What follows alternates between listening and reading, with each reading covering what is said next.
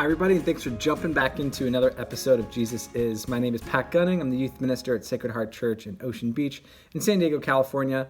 And this Sunday's gospel, we have another really famous story from the New Testament, and it's a story of Jesus walking on water.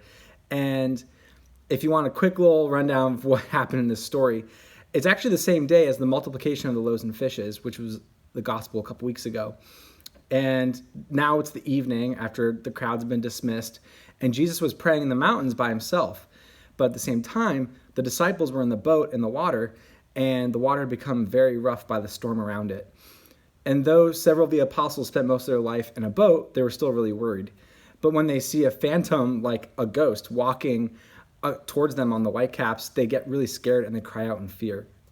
And then the figure, this ghost, speaks to them, and they recognize this ghost by the voice, for it's Jesus, it's the Lord. And Jesus says, "Take courage, do not be afraid, it is I." And Peter says, "Lord, if you will, if you command it, command me to come out on the water." And Jesus replies, "Come." So Peter gives it a try, and the first two steps go great, and he's really pumped.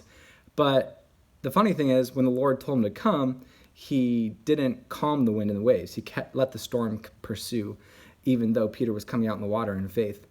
And as Peter, far from the security of the boat and company of his buddies back in the boat, he finds himself absolutely blasted by the winds and the waves, and fear gets the best of him. And he takes his eyes off Jesus, and he begins to sink. So Peter cries out to Jesus, "Lord, save me."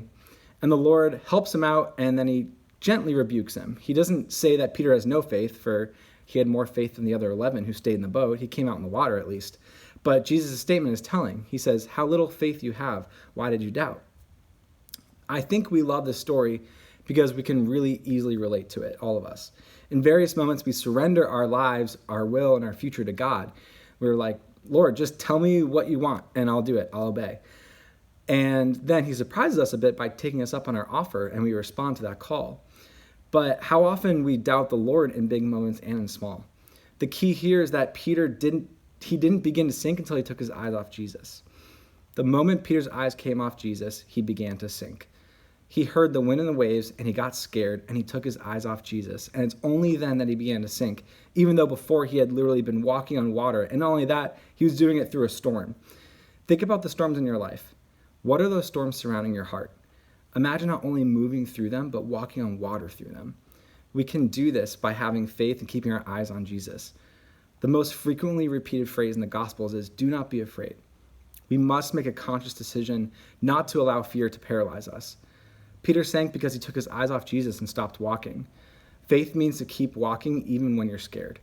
The disciples were imperfect. They literally witnessed 2 miracles in the same day, and they still lacked faith. And yet Jesus understands them and loves them perfectly where they're at. There are many things that we can learn from this gospel, but one of them might be to have patience with ourselves and our own imperfections. Jesus was the only perfect person who ever lived other than Mary. We should, however, learn to cast our fears onto the Lord and trust that he really is who he says he is. He is as good as he says he is. Jesus is the Son of the living God. He is who he says he is. We should not be afraid, for he is with us. Perfect love casts out all fear. This is the only perfection that we should be striving for, to love Jesus more deeply and trust him more completely with our lives, and to love others as ourselves. We don't and we won't be perfect. We are imperfect, and we always will be. But if there's any perfection we should be striving for, it's perfect love. Jesus says, "Take heart, it is I, have no fear."